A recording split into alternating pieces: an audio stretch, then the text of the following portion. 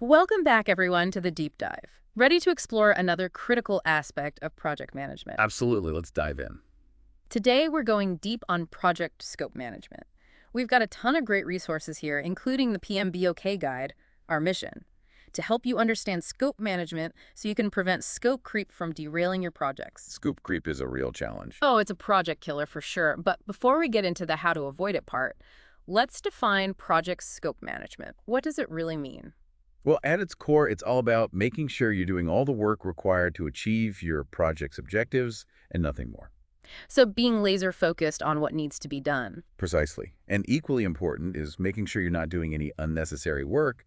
That's where the nothing more part comes in. Ah, I see. So it's about setting those boundaries, drawing a line in the sand and saying, this is what's in and this is what's out. Exactly. You need to be clear about what's included in the project scope and what's not. Mm-hmm. Otherwise, you risk scope creep, which can lead to delays, budget overruns, and even project failure. Right. It's like that old saying, give them an inch and they'll take a mile. Haha, exactly. So to manage scope effectively, we need to understand those core processes involved. Okay, I know the PMBOK outlines 6 key processes. That's right. We've got plan scope management, collect requirements, define scope, create WBS, validate scope, and control scope. Each process plays a crucial role in preventing that scope creep we've been talking about. Got it. And these processes, they all sort of build on each other, right? Like a chain reaction. You nailed it. They're interconnected and flow logically from one to the next, ultimately leading to a well-defined and controlled project scope. Okay, so it's like building a house. You wouldn't start construction without a blueprint. Exactly. You need that solid foundation. And in project scope management, that foundation is built during those first few processes. Plan scope management, collect requirements, define scope. So it's about setting the stage, gathering the necessary information, and establishing that shared understanding of what we're building. Precisely. And a key part of this understanding is distinguishing between product scope and project scope. Okay, I've heard those terms thrown around. What's the difference? They both sound pretty similar. Product scope focuses on the features and functions of the deliverable itself, what the end product will look like, and what it will do. Project scope is broader, encompassing all the work needed to create that deliverable. I see. So if we stick with the house analogy, product scope is like the design, the layout, the finishes, while the project scope includes all the tasks involved in actually building it, framing, electrical, plumbing, and everything in between. Perfect analogy. You got it. But, I've also heard the term project scope used in a way that includes product scope, right? So it can get a little confusing. That's a great point. Sometimes project scope is used as a more encompassing term, referring to the overall scope of the entire project, including the product scope. So it's like a Venn diagram where the project scope circle sometimes overlaps completely with the product scope circle. This might be a point of confusion if people are using the terms differently. You hit the nail on the head.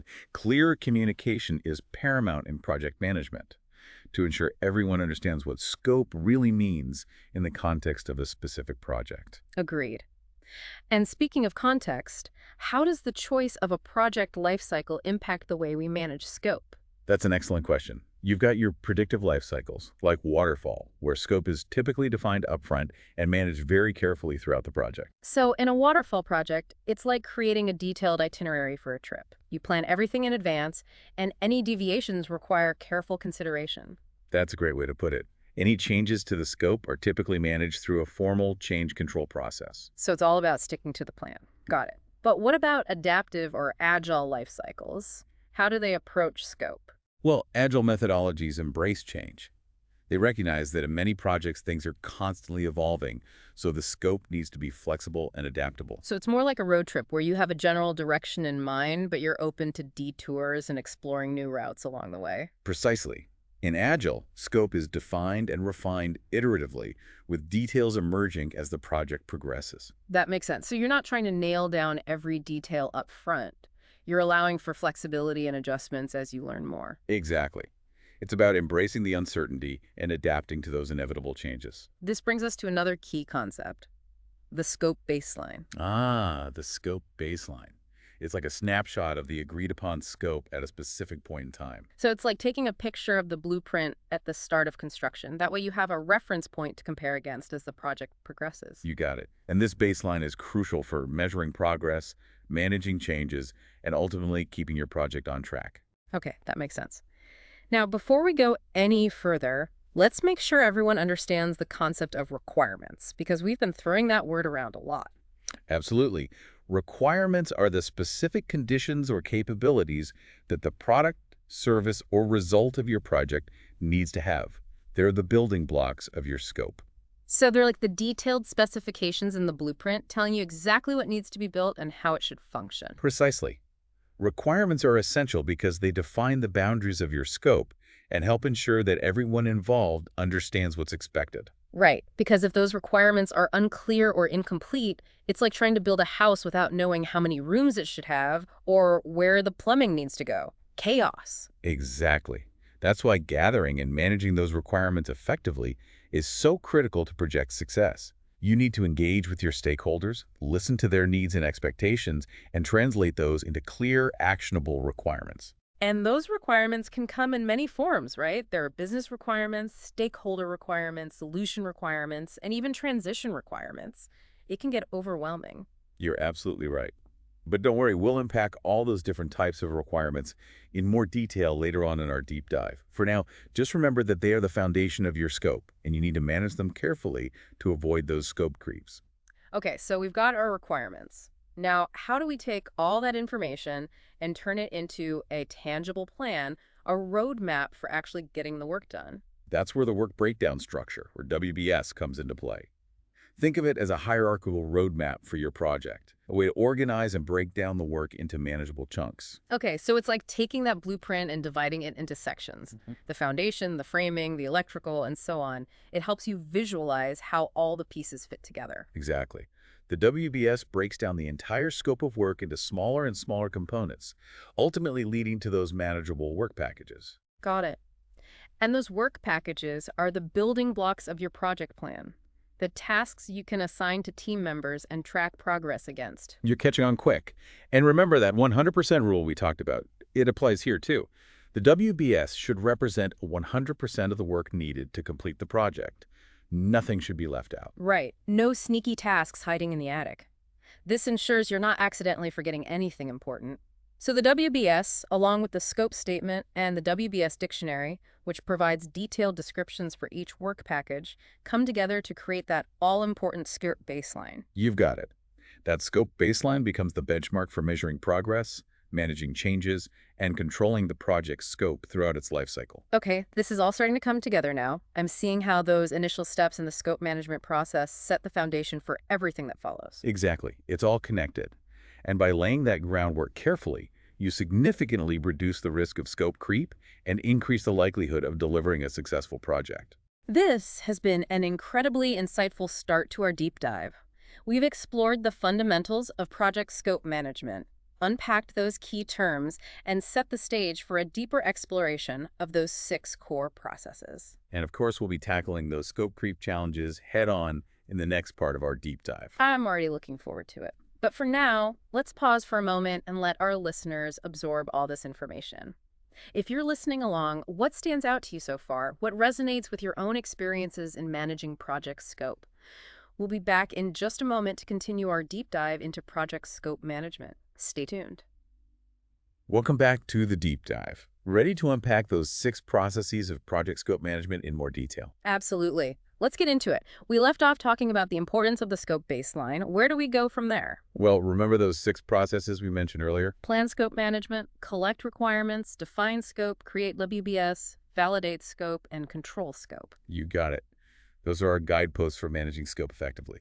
So let's start with the first one, plan scope management. Okay, so this is where we create that scope management plan, right? Exactly. It's like a roadmap for managing your roadmap. A roadmap for the roadmap. I Yeah. like that. So what goes into this plan? What are the key elements? Well, first you need to consider the project charter. You know, that high-level document that outlines the project's purpose and objectives. It sets the stage for everything that follows. Right, the project charter is like the mission statement for the project. So we need to make sure our scope management plan aligns with that overall mission. Precisely. And don't forget about the overall project management plan. That's another key input. You need to consider elements like the quality management plan, the project lifecycle description, all those things. So it's all about integration, making sure your scope management plan is aligned with the broader project strategy. You got it. You can't manage scope in a vacuum. You need to consider the context of the entire project.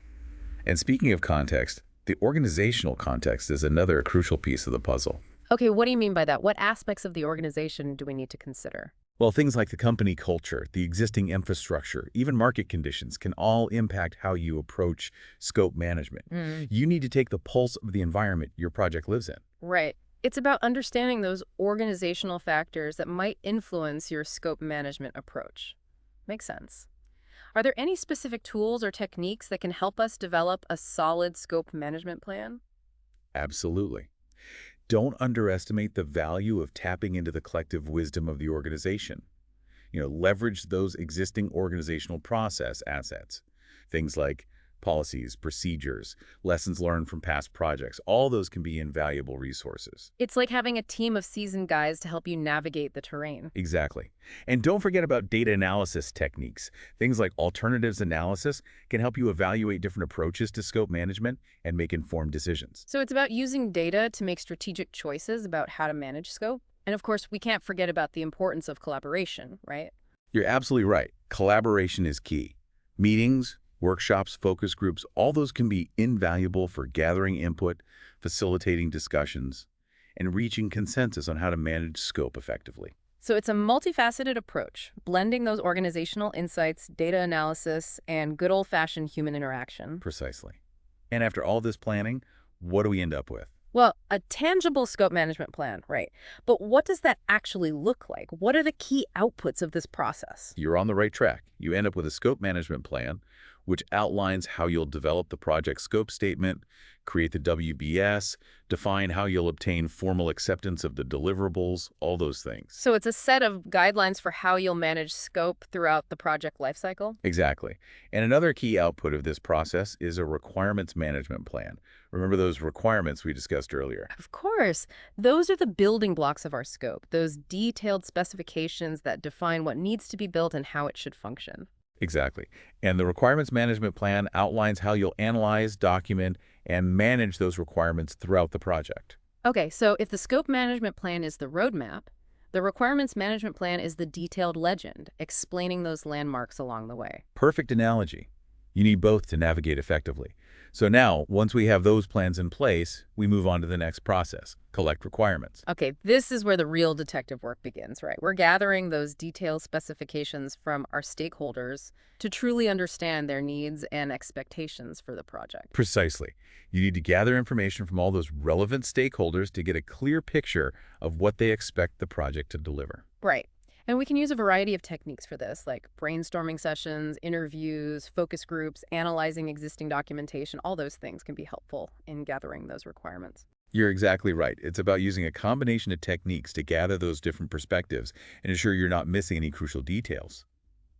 And speaking of details, how do we keep track of all those different types of requirements we mentioned earlier? Business requirements, stakeholder requirements, solution requirements. It can be a lot to manage. Do you have any tips? Absolutely. A requirements traceability matrix is a fantastic tool for this. It's like a master spreadsheet that links each requirement to its origin, tracks its status, and helps you assess its impact on other aspects of the project. So it's a way to visualize how those requirements connect and how changes to one requirement might impact others. Precisely. It helps you keep track of everything and ensures those requirements are clear, complete, and consistent. Now, once you've gathered and documented those requirements, what's the next step? Well, I imagine it's time to take all that information and translate it into a concrete scope for the project. You're right on track. That's where defined scope comes in. This is where we draft that detailed project scope statement. Okay, so this is where we start to put those requirements into action. We're taking those detailed specifications and turning them into a clear definition of what the project will deliver. Exactly. And that scope statement becomes a reference point throughout the project lifecycle. It ensures that everyone is aligned on what's being built and what's not being built. Right, because defining what's out of scope can be just as important as defining what's in scope. Absolutely. Clearly stating what's not included helps manage expectations and prevents those sneaky additions that can lead to scope creep. Think of it like drawing a line in the sand. So if we go back to our house analogy, the scope statement is like a detailed blueprint that specifies everything from the number of rooms and the style of the kitchen to the fact that landscaping is not included. Perfect. It sets those boundaries from the outset, preventing misunderstandings and disputes down the line. And what are some essential elements that make a scope statement effective? That's a great question. What makes it comprehensive? Well, you need a clear and concise product scope description, outlining the features and functions of the deliverable. You also need to specify those major deliverables, the acceptance criteria, and any exclusions. Right, so it's like a contract that clearly outlines what's included, what's not included, and how we'll know when the deliverables are complete. Exactly. And once we have that scope defined, it's time to break down the work into those manageable chunks we talked about earlier. Ah, yes. Back to the work breakdown structure, or WBS. Precisely. It's time to take that blueprint and divide it into those smaller, more manageable sections. So what techniques do you use to create an effective WBS? Well, decomposition is a common and effective technique. It's about breaking down those deliverables into smaller and smaller components until you reach those manageable work packages. So you're essentially creating a family tree of tasks, starting with the big picture and then branching out to those smaller and smaller details. Exactly. And remember, that 100% rule applies here. The WBS needs to include everything, even project management tasks. Right, we can't forget about those. It all needs to be accounted for. So the WBS, the scope statement, and the WBS dictionary, they all come together to form that crucial scope baseline. You got it. And that baseline is vital for keeping track of the project's progress and managing changes effectively. But even with a solid baseline, how do we know if we're actually delivering what we set out to build? That's where validate scope comes in, right? It's about getting that crucial sign-off from the customer or sponsor, making sure they're happy with what we've delivered. Exactly. Validation is about confirming we built the right thing, not just that we built the thing right. So it's about ensuring that the deliverables meet those predefined acceptance criteria and actually fulfill the project's objectives. You nailed it. Validation often involves inspecting the completed deliverables, reviewing documentation, conducting demonstrations, walkthroughs, all those things. So it brings objectivity to the acceptance process. We're not just relying on gut feeling. We're using those predefined criteria to determine if the deliverables are truly acceptable. Precisely. And this process can lead to two outcomes. Either the deliverables are accepted or change requests are generated. Right. If the deliverables meet those criteria, they get the green light. But if they don't, we need to go through that change control process. Exactly. Any changes need to be carefully evaluated, approved, and documented to ensure they're aligned with the project's objectives and don't throw us off track.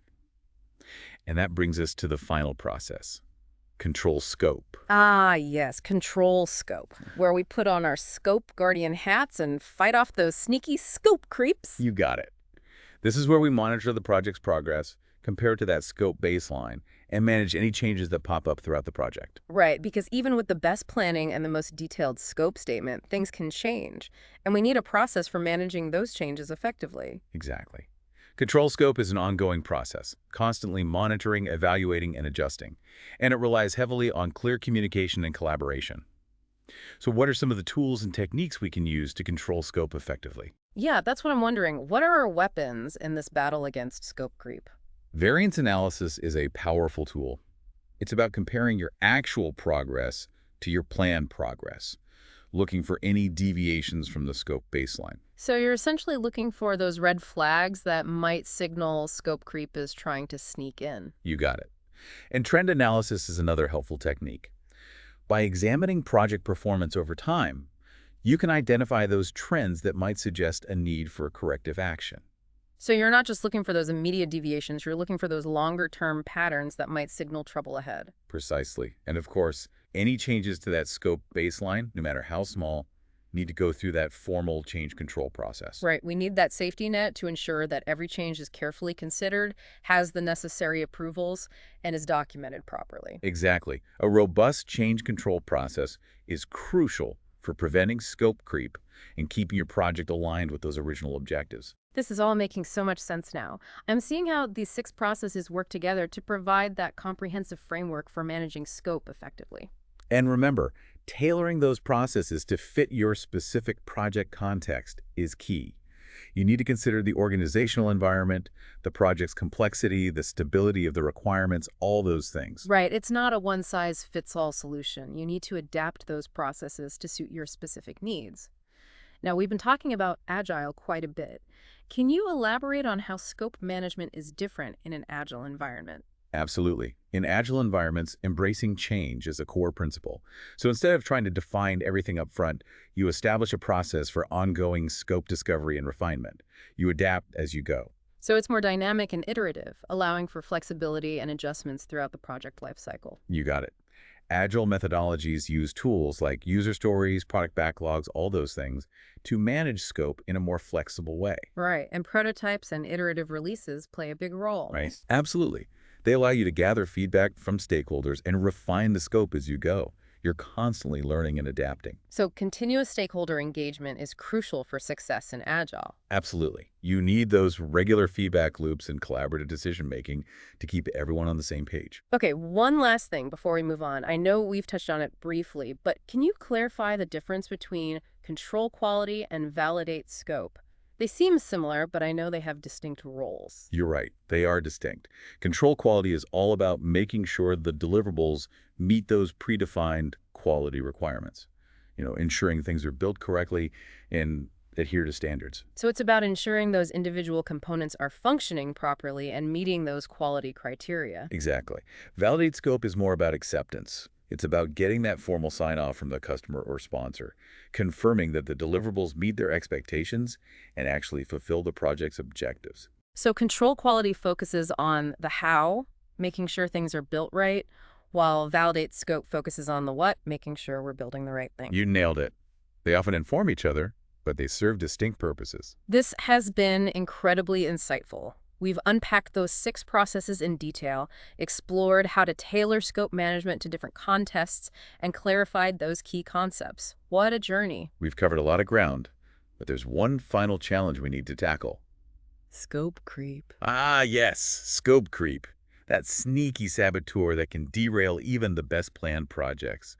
That's where we'll pick up in the next part of our deep dive.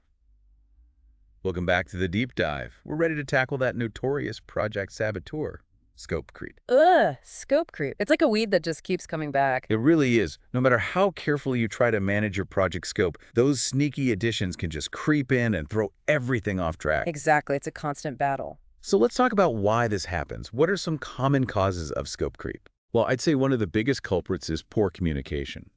When stakeholders aren't really clear about the project's objectives, the deliverables, the boundaries. Right. It's like trying to build a house without a complete set of blueprints. Exactly. And when everyone's working from a different understanding of what the project is supposed to achieve, that's when you start getting those requests for changes, those additions that weren't part of the original plan. So a lack of clarity up front sets the stage for those scope creeps to take root.